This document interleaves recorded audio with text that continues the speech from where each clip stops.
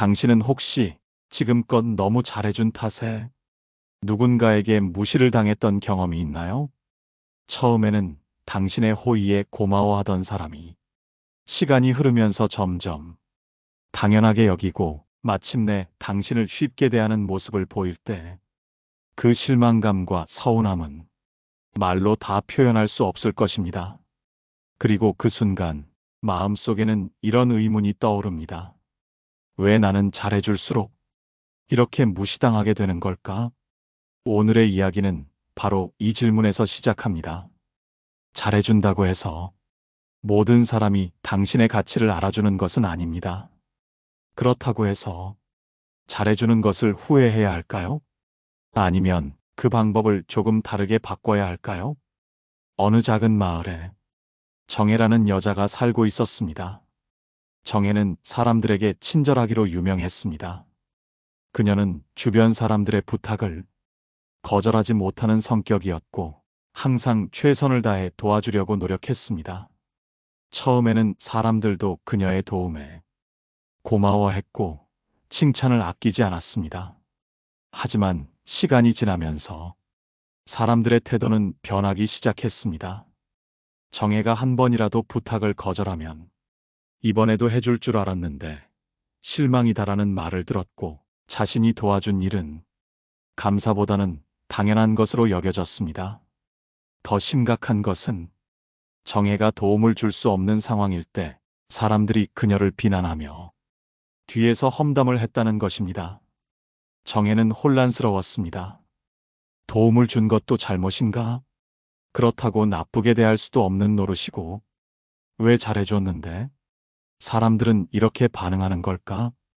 그녀는 점점 자신감도 잃고 타인과의 관계에서 소극적이 되어 갔습니다. 이 이야기가 낯설지 않은 분들도 계실 겁니다.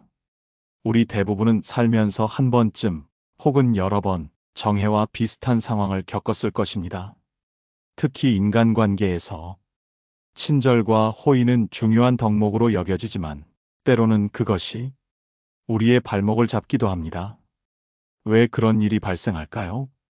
심리학에서는 사람들이 쉽게 얻은 것을 덜 소중히 여기는 경향을 코스트 이펙트 이론으로 설명합니다.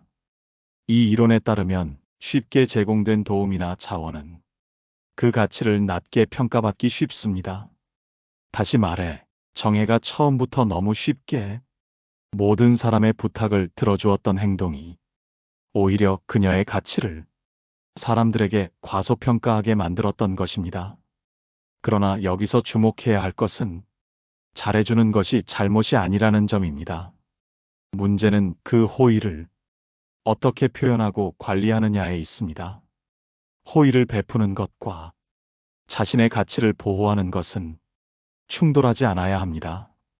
하지만 많은 사람들이 이 둘 사이의 균형을 찾지 못하고 결국 자신의 가치를 떨어뜨리거나 타인에게 무시당하는 상황에 빠지게 됩니다.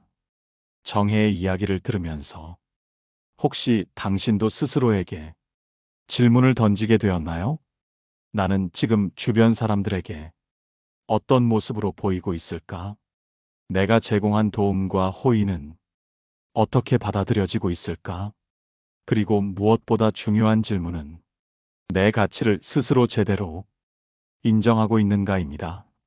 정혜는 사람들의 비난과 무시에 상처받았지만 그녀의 상황은 결코 회복 불가능한 것이 아니었습니다. 그녀는 스스로를 돌아보며 조금씩 태도를 바꾸기 시작했습니다. 그녀가 어떤 결정을 내렸고 그 결과 그녀의 관계는 어떻게 달라졌을까요? 이번에는 그 답을 찾아가는 과정을 함께 나누어 보려고 합니다. 정혜는 사람들의 반응에 실망하고 혼란스러웠지만 스스로에게 묻기 시작했습니다. 내가 무엇을 잘못했을까?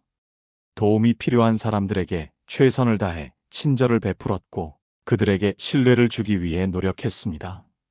하지만 시간이 지나면서 사람들의 기대는 점점 더 커졌고 그 기대를 충족하지 못할 때마다 그녀는 무시당하고 비난받았습니다. 이런 상황에서 그녀는 결심했습니다. 이대로 계속 잘해주기만 하면 결국 스스로를 잃게 될 거라는 사실을 깨달았던 겁니다. 정혜는 우선 왜 이런 일이 반복적으로 일어나는지 이해하려 노력했습니다. 심리학자들은 행동경제학이라는 개념에서 우리가 도움을 받을 때 느끼는 감정을 설명합니다. 사람들은 일반적으로 무언가를 얻기 위해 자신이 투입한 노력이나 비용이 있을 때 그 가치를 더 높게 평가하는 경향이 있습니다.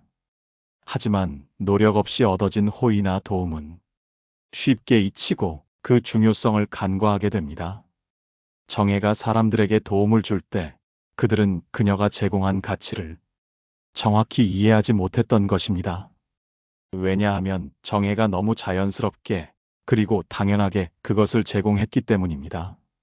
사람들은 그녀의 친절이 얼마나 큰 희생과 노력이 필요한지 깊이 생각하지 않았습니다. 그렇다면 정혜가 무엇을 달리할 수 있었을까요? 어떤 방법으로 그녀의 호의를 더 존중받을 수 있도록 만들었을까요? 첫 번째로 정혜는 스스로의 가치를 스스로에게 먼저 인정하기로 했습니다. 타인에게 친절을 베풀기 전에 그 친절이 자신에게 어떤 의미인지 곰곰이 생각해 보았습니다. 만약 자신이 무리해서 도움을 준다면 그로 인해 생길 부작용은 다시 자신에게 돌아온다는 사실을 깨달았습니다.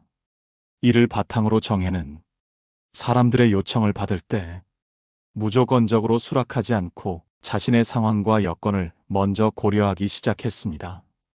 예를 들어 어떤 이웃이 급한 부탁을 했을 때 정혜는 한 걸음 물러서서 그 부탁이 자신에게 얼마나 부담이 되는지 그리고 그것이 진정으로 도울 가치가 있는 일인지 곰곰이 생각했습니다. 두 번째로 정혜는 도움을 줄 때 작은 조건을 더했습니다. 그 조건은 상대방에게 부담을 주는 것이 아니라 도움을 주는 과정에서 정혜의 노력을 상대가 인식하도록 하는 역할을 했습니다.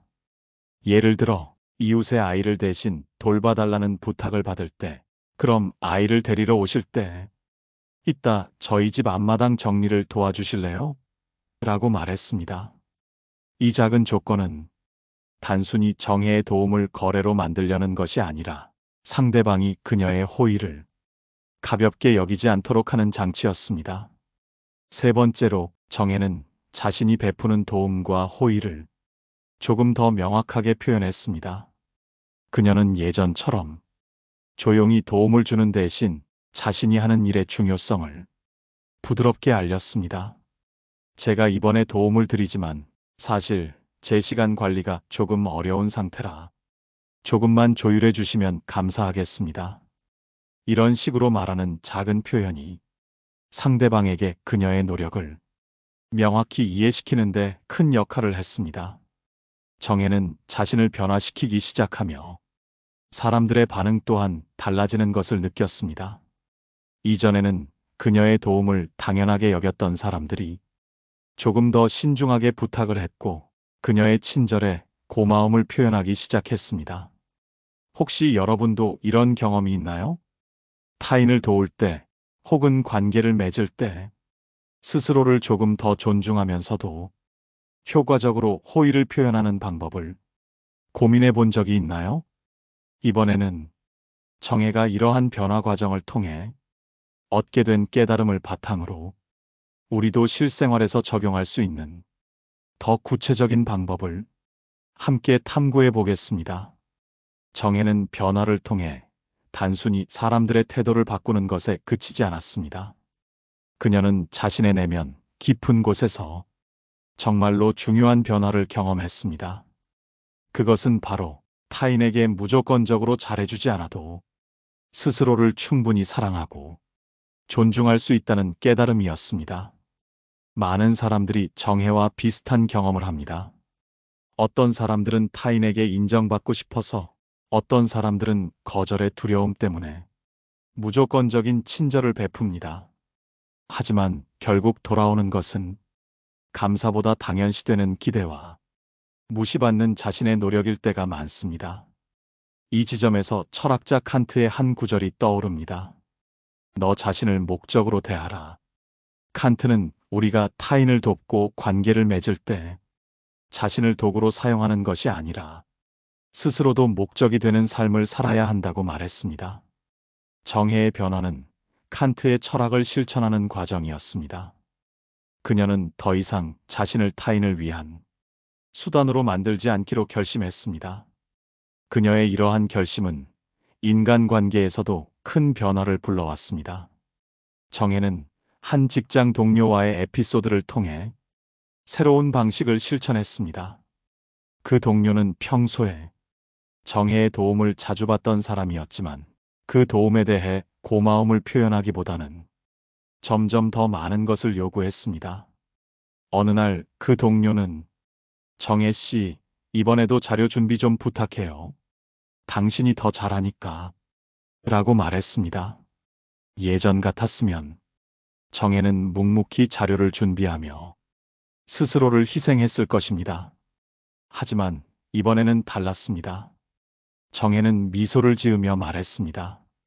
제가 준비하는데 시간이 좀 걸릴 것 같아요. 혹시 이번엔 함께 준비해 보실래요? 제가 자료의 흐름을 알려드릴게요.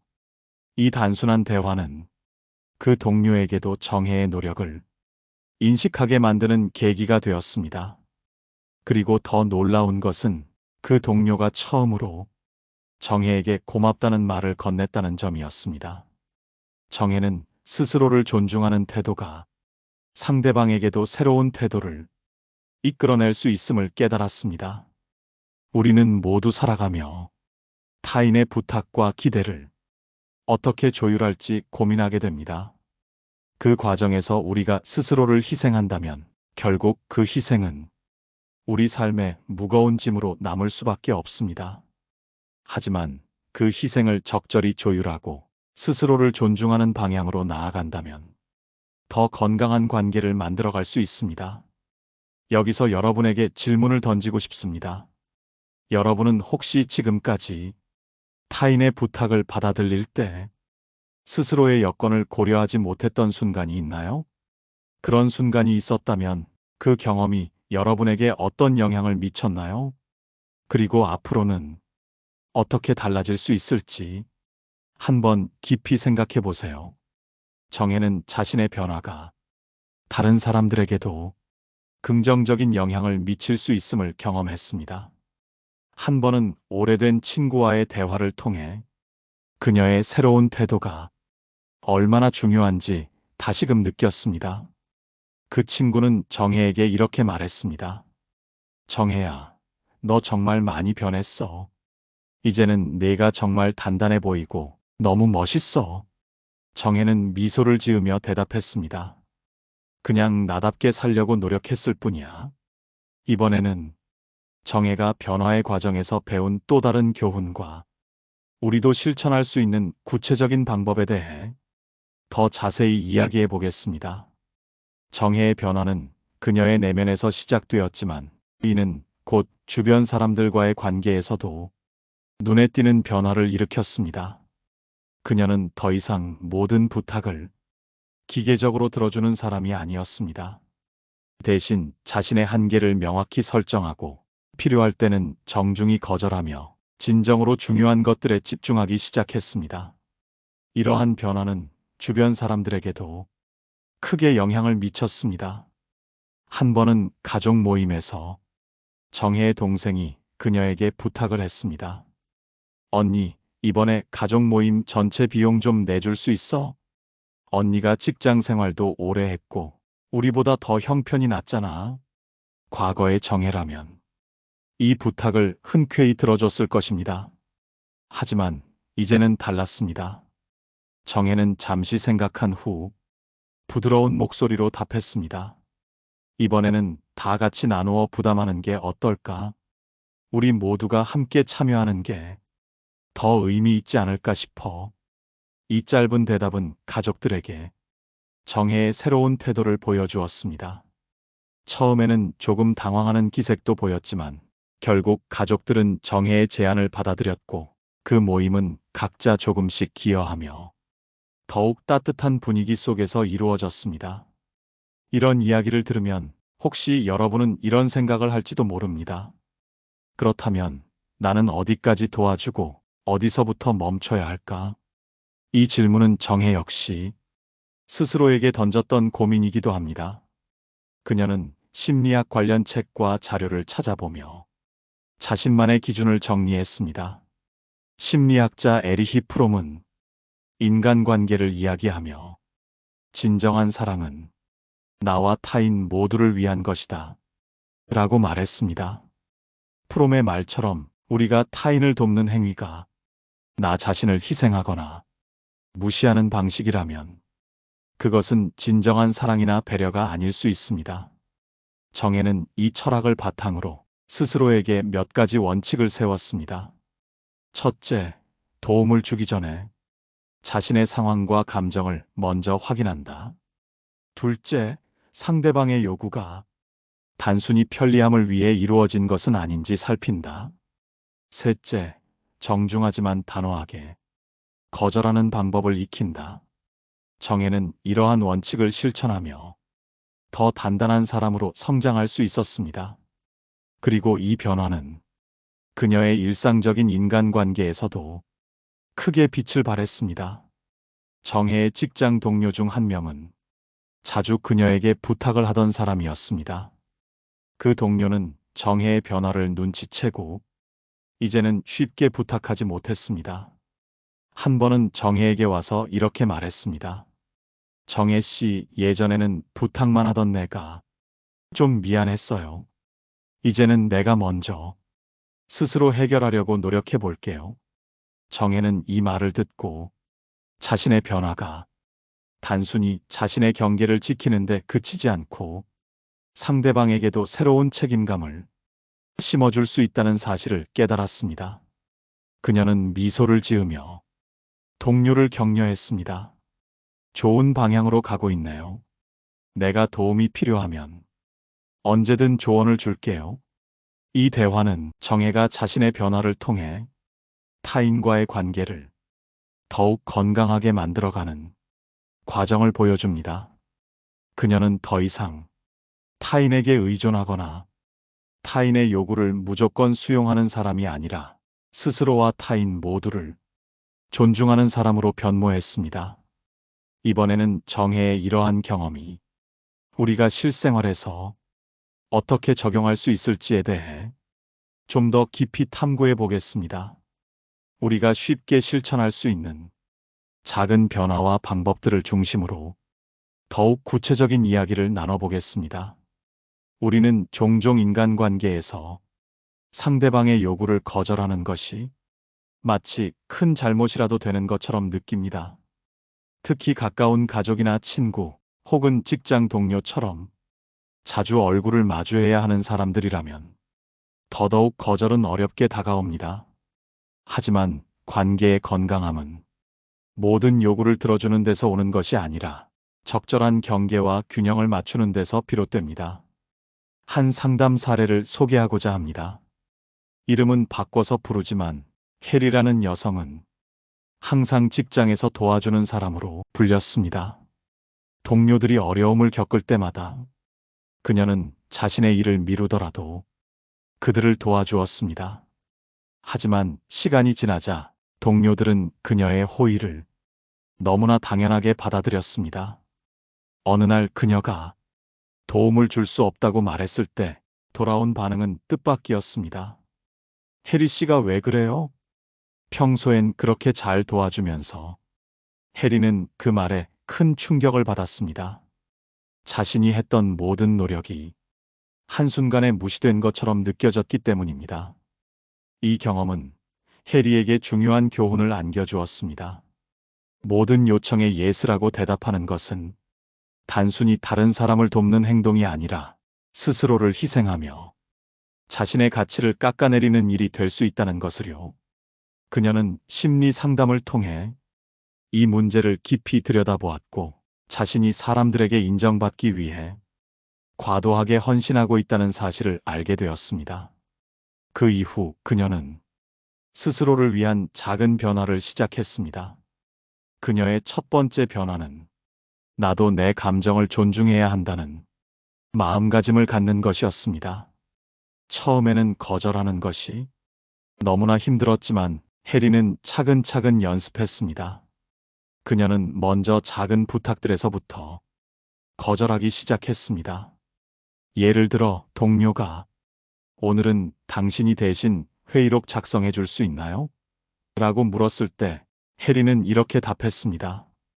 오늘은 제 일이 많아서 힘들 것 같아요. 다음에는 도와드릴 수 있을 때 말씀드릴게요. 해리는 이 한 문장을 말하는데 큰 용기가 필요했지만 그 결과는 예상보다 훨씬 긍정적이었습니다. 동료들은 처음에는 조금 당황했지만 점차 그녀의 경계를 존중하기 시작했습니다. 해리는 깨달았습니다. 스스로를 존중하지 않으면 타인도 나를 존중하지 않는다는 것을요. 심리학자 브레네 브라운은 경계는 타인에게 거리를 두는 것이 아니라 우리가 타인과 어떻게 관계를 맺을지를 정의하는 것이다라고 말한 바 있습니다. 이 말처럼 경계는 관계를 단절하는 것이 아니라 더욱 건강하고 의미 있는 관계를 만드는데 중요한 역할을 합니다. 우리가 종종 간과하는 사실 중 하나는 거절이 단순히 아니오라고 말하는 것이 아니라는 점입니다. 거절은 나도 중요한 사람이다라는 메시지를 타인에게 전달하는 방식입니다. 여러분도 한번 떠올려 보세요. 어떤 부탁을 받아들이면서 마음속 깊은 곳에서 억울하거나 불편했던 적이 있었나요? 그때 여러분은 자신의 감정을 무시한 채 타인의 필요만을 우선시하지 않았나요? 이제 우리는 그런 순간들을 다시 바라볼 필요가 있습니다. 거절은 냉정함이나 타인을 멀리하는 행동이 아니라 오히려 우리 관계의 질을 한 단계 높이는 기회가 될 수 있습니다. 거절은 자신을 보호하는 동시에 타인에게 우리의 가치를 더욱 명확히 전달하는 중요한 과정입니다. 이번에는 거절의 중요성을 다른 각도에서 살펴보겠습니다. 삶 속에서 자신만의 경계를 세운다는 것, 그리고 이를 지키기 위해 어떤 태도를 가져야 할지 더 구체적으로 이야기해 보겠습니다. 우리의 삶에서 경계란 단순히 물리적인 선을 그리는 것이 아닙니다. 경계는 우리가 누구이며 무엇을 소중히 여기는지를 정의하는 과정입니다. 그러나 많은 사람들은 이러한 경계를 설정하거나 지키는 것을 두려워합니다. 그 이유는 경계 설정이 상대방에게 차갑거나 배타적으로 보일까 염려하기 때문입니다. 하지만 경계는 자신을 지키는 가장 강력한 방법이자 타인과 건강한 관계를 유지하는 첫걸음입니다. 이번에는 재준이라는 한 남성의 이야기를 나눠보려 합니다. 재준은 평소 사람들에게 인정받는 것을 무척 중요하게 생각하던 사람이었습니다. 그는 회사에서 누구보다 열심히 일했고 동료들이 힘들어할 때마다 먼저 나서서 돕곤 했습니다. 그 결과 그는 팀 내에서 의지할 수 있는 사람으로 불렸고 모든 사람이 그를 필요로 했습니다. 그러나 시간이 지나면서 그는 점점 지쳐갔습니다.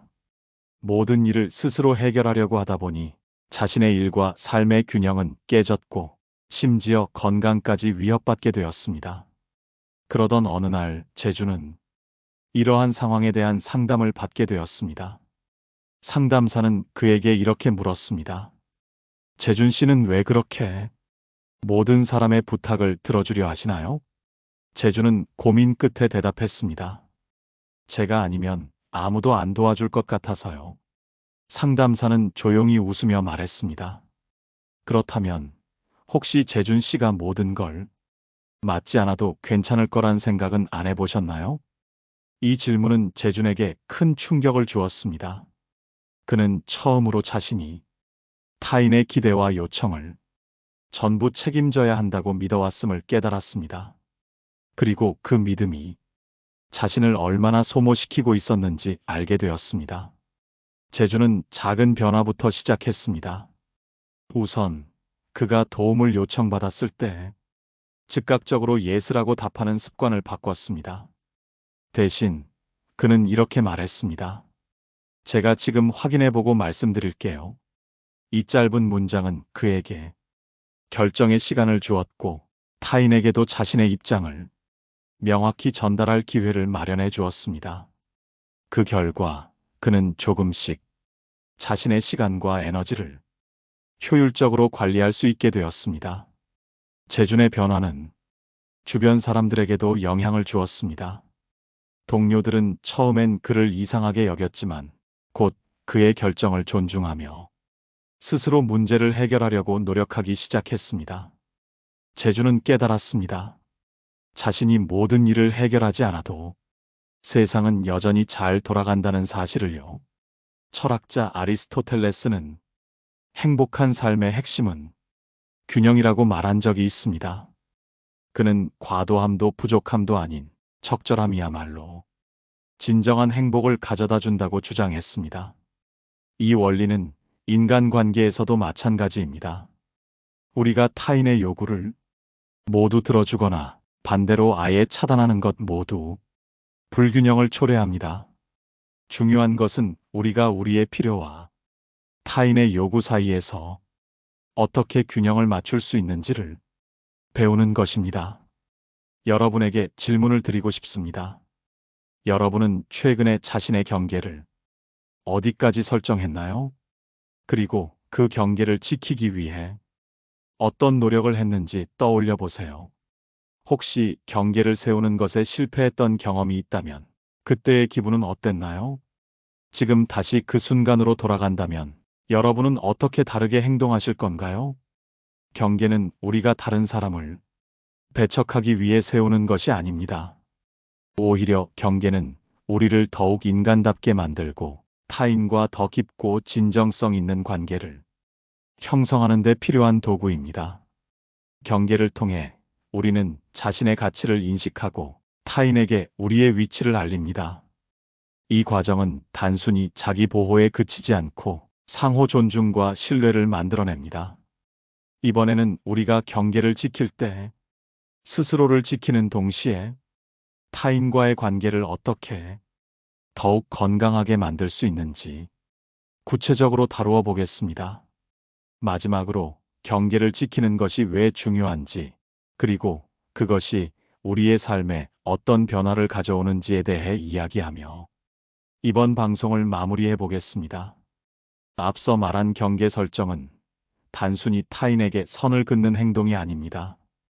그것은 스스로를 존중하고 사랑하는 방법이자 건강한 인간관계를 형성하는 기초입니다. 한번 상상해 보세요. 당신이 어느 날 아침 일어나 거울을 보며 이렇게 말한다고요. 나는 나 자신을 지킬 권리가 있어. 이 한 문장이 당신에게 얼마나 큰 위로와 확신을 줄 수 있을지 생각해 보셨나요? 우리가 타인의 요구를 무조건적으로 받아들일 때 우리는 때로 우리 자신의 가치를 잃어버립니다.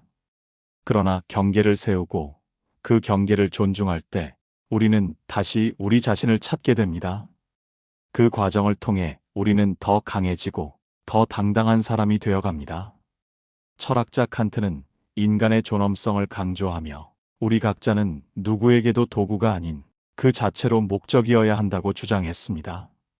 이 말은 우리가 스스로를 위해 존재할 권리가 있다는 것을 의미합니다. 타인을 위해 희생하는 것이 미덕으로 여겨질 때가 많지만 희생이 계속된다면 결국 우리는 소모품처럼 느껴질 수밖에 없습니다. 칸트의 말을 떠올리며 자신을 소중히 여기는 것의 중요성을 다시 한번 생각해 보세요. 다시 한번 우리가 자주 겪는 상황을 떠올려 보겠습니다. 친구나 동료 혹은 가족이 당신에게 도움을 요청합니다. 당신은 그 요청을 들어주는 것이 당연하다고 생각하겠지만 그 뒤에 남는 피로감이나 아쉬움은 어쩔 수 없는 것이죠. 물론 누군가를 돕는 것은 좋은 일입니다. 하지만 그 일이 반복되어 자신을 소진시키는 단계에 이른다면 그건 분명히 다시 생각해야 할 문제입니다. 여기서 중요한 것은 우리가 아니요라고 말하는 순간이 누군가에게 거절로 들릴지 몰라도 사실은 더 큰 그림에서의 예스라는 것입니다. 우리가 스스로의 에너지를 관리하고 자신을 아껴야만 주변 사람들에게도 더 나은 모습으로 다가갈 수 있기 때문입니다. 경계를 세우는 것은 우리의 정체성을 확립하는 과정입니다. 우리는 타인과의 관계에서 어디까지가 우리가 허용할 수 있는 선인지 정의할 수 있어야 합니다. 이러한 경계를 통해 우리는 우리의 가치관과 우선순위를 타인에게 전달합니다. 이를 통해 타인도 우리가 어떤 사람인지 더 명확히 알게 되고 결국 더 나은 상호작용과 관계를 만들어냅니다. 마지막으로 이 방송을 듣는 여러분에게 묻고 싶습니다. 지금 당신의 삶에서 가장 소중한 것은 무엇인가요? 그 소중한 것을 지키기 위해 당신은 어떤 노력을 하고 있나요? 경계 설정은 그 소중한 것을 보호하기 위한 첫 번째 단계라는 사실을 잊지 마세요. 오늘 방송의 주제를 간단히 정리해 보겠습니다. 잘해줄수록 나를 무시하는 사람들을 대하는 방법은 우리 스스로의 경계를 설정하고 그 경계를 지키는 데서 시작됩니다. 이 과정은 단순히 상대방과의 관계를 조정하는 것이 아니라 우리 자신의 가치를 되찾는 여정입니다. 그러니 여러분도 용기를 내어 오늘부터 작은 변화들을 시도해 보세요. 이제 방송을 마치며 여러분께 부탁드리고 싶습니다. 오늘 방송 내용에 공감하셨다면 댓글로 여러분의 생각을 남겨주세요. 여러분의 이야기는 우리 모두에게 큰 힘이 됩니다. 또한 구독과 좋아요는 이 방송을 더 많은 사람들에게 전달할 수 있도록 돕는 가장 큰 힘이 됩니다. 이 방송이 여러분의 삶에 작지만 중요한 변화를 가져다 줄 수 있기를 기대하며 그때 다시 뵙겠습니다. 여러분의 하루가 스스로를 존중하는 선택들로 가득 차 있기를 바랍니다. 감사합니다. 깨달음의 광장이었습니다.